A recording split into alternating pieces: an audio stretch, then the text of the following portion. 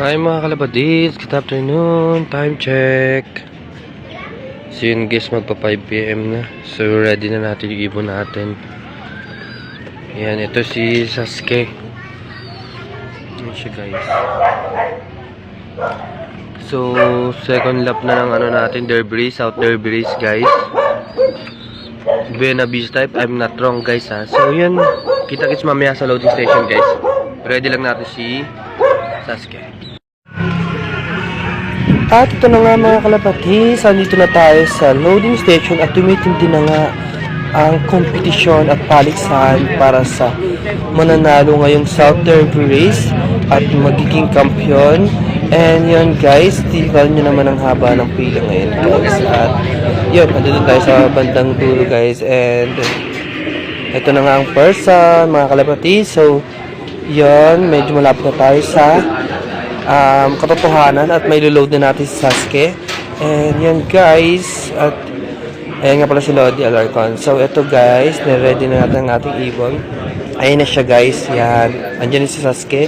So medyo malapit na tayo guys. After 48 years ay nandito na tayo sa merong yan, malapit na tayo, mga pangatlo na tayo or apat guys. So yan, ay mga person, mga kalapatids. So ngayong araw, Sunday, ano na ba ngayon? February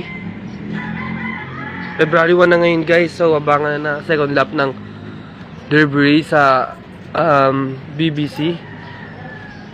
Yun, at sa Buena Vista guys.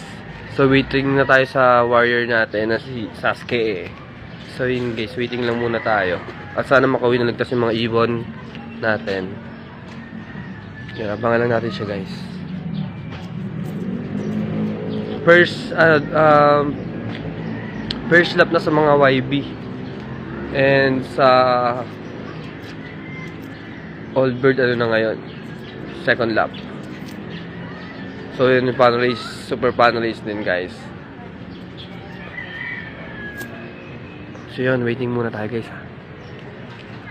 Wait natin ibon. Mga pala ating mga warriors guys. And